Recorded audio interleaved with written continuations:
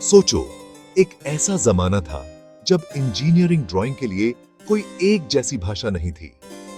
GD&T से पहले ऐसा ही था। इंजीनियर्स पुराने तरीकों से ही डायमेंशन और टॉलरेंस बताते थे। इन तरीकों से अक्सर कंफ्यूजन होता था और गलतफहमी हो जाती थी। पुर्जे ठीक से फिट नहीं होते थे। रीवर्क और खराब पुर्जों की वजह से प्रोडक्शन कॉस्ट बहुत बढ़ाक की जाती थी। एक स्टैंडर्ड सिस्टम की सख्त जरूरत थी।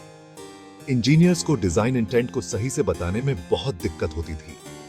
मैन्युफैक्चरिंग वेरिएशंस एक बहुत बड़ी चुनौती थी। पुर्जों के फंक्शनल रिक्वायरमेंट्स अक्सर साफ नहीं होते थे। इस कमी की वजह से मैन्युफैक्चरिंग प्रोसेस में बहुत इनएफिशिएंसी आती थी। स्टैनली पार्कर ने इन दिक्कतों को समझा और इंजीनियरिंग में क्रांति ला दी।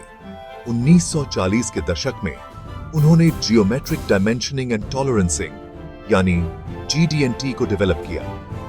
पार्कर के सिस्टम ने पार्ट जियोमेट्री को डिफाइन और कंट्रोल करने के लिए एक स्टैंडर्ड लैंग्वेज दी।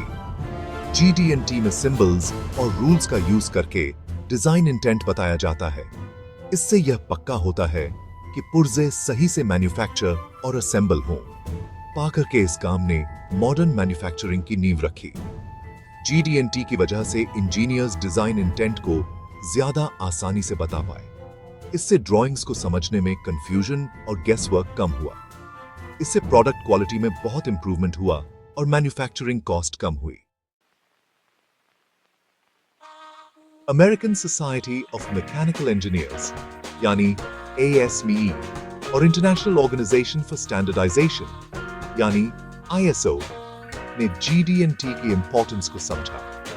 उन्होंने ASME Y 14.5 और ISO 1101 जैसे स्टैंडर्ड्स बनाए ताकि इसके प्रिंसिपल्स को फॉर्मलाइज किया जा सके। ये स्टैंडर्ड्स पूरी दुनिया में GD&T के एप्लीकेशन में कंसिस्टेंसी और यूनिफॉर्मिटी सुनिश्चित करते हैं। इतने सालों में GD&T स्टैंडर्ड्स में कई बार रिविजन्स और अपडेट्स हुए हैं। इन रिविजन्स में मैन्युफैक्चरिंग टेक्नोलॉजी और बेस्ट प्रैक्टिसेस में हुए एडवांसमेंट्स को शामिल किया गया है। GD&T का एवोल्यूशन इंजीनियरिंग के बदलते हुए समय में इसकी अडेप्टेबिलिटी और रेलेवेंस को दर्शाता है। सेक्शन 4 डिजिटल एज में GD&T। आज GD&T कंप्यूटर एडेड डिजाइन और कंप्यूटर एडेड मैन्युफैक्चरिंग सिस्टम्स का एक इंपॉर्टेंट हिस्सा है। इन डिजिटल टूल्स ने GD&T की पावर को और बढ़ा दिया है। इनकी मदद से इंजीनियर्स कॉम्प्लेक्स डिजाइन्स बना सकते हैं जिनमें इंट्रिकेट टॉलरेंसेस होती हैं।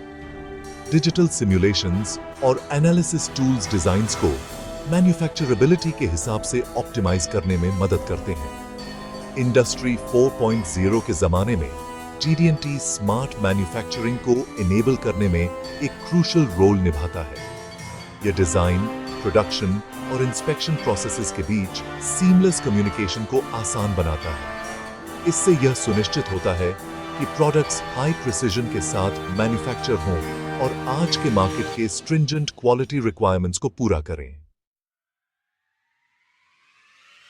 सेक्शन 5 GD&T का भविष्य, AI और industry 4.0।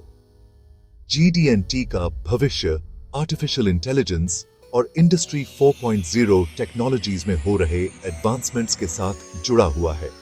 AI algorithms manufacturing data की बहुत बड़ी मात्रा को एनालाइज करके GD&T पैरामीटर्स को ऑप्टिमाइज कर सकते हैं। इससे टॉलरेंसेस और भी टाइट होंगी और प्रोडक्ट परफॉर्मेंस बेहतर होगा।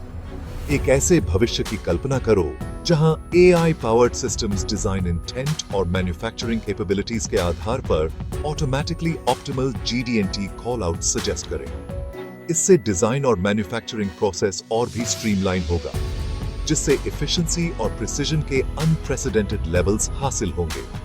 अब आपकी बारी है। GD&T के भविष्य पर अपने विचार शेयर करें। आपको क्या लगता है, AI और इंडस्ट्री 4.0 इसके एवोल्यूशन को कैसे शेप देंगे?